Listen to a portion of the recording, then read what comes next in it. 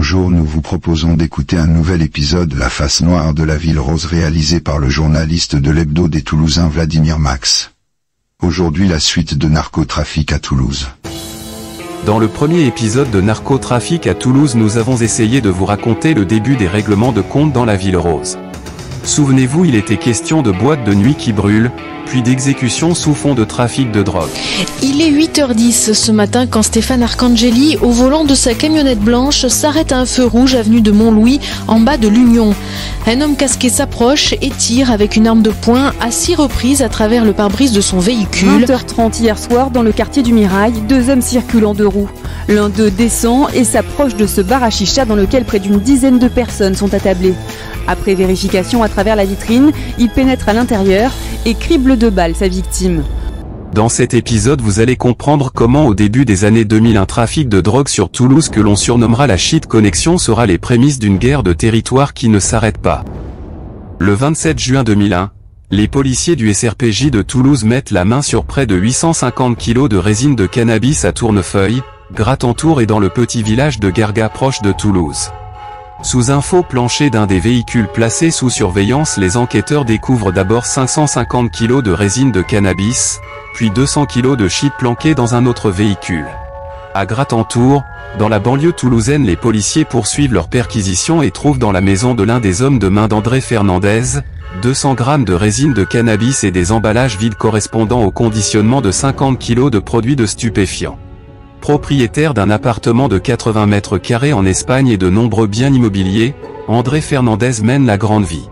Suspecté d'organiser le trafic de shit depuis l'Andalousie, il s'entoure de plusieurs hommes de main dont Inza Koulibaly, Karim Messaoui et Fatah Messaoudi, tous les 3 détenus, pour convoyer la marchandise du Maroc jusqu'en France.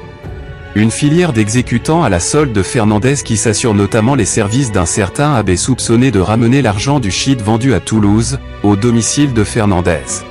Une dizaine de voyages auraient permis aux trafiquants présumés de convoyer plusieurs kilos de shit pour un montant estimé entre 50 000 et 100 000 euros par mois.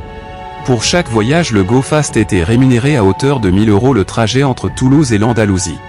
Au même moment et en marge de ce trafic, les policiers interceptent à Fos-sur-Mer une cargaison contenant 50 kg de résine de cannabis en provenance d'Algérie et destinée au marché toulousain. Kamel Khaled et Kamel Medjadba sont soupçonnés d'être impliqués dans le transport de cette marchandise, mais nient toute relation avec ce réseau. Même s'ils n'ont jamais été condamnés, ils étaient considérés à Toulouse comme les principaux grossistes en résine de cannabis avant qu'un certain Nafif Bandareur ne prenne le relais. Le frère de ce dernier, Gauti, sera retrouvé un an plus tard avec une balle dans la tête dans une ferme abandonnée proche de l'aérodrome de Muret-Lerme. Mais qui est cet André Fernandez capable de fournir aux dealers toulousains 300 à 800 kg de hashish? De nationalité franco-espagnole, cet homme était un peu monsieur tout le monde. En effet, commerçant glacier installé du côté de Malaga, André avait la double casquette comme sa nationalité. Un jour bon commerçant et l'autre spécialiste de la résine de cannabis.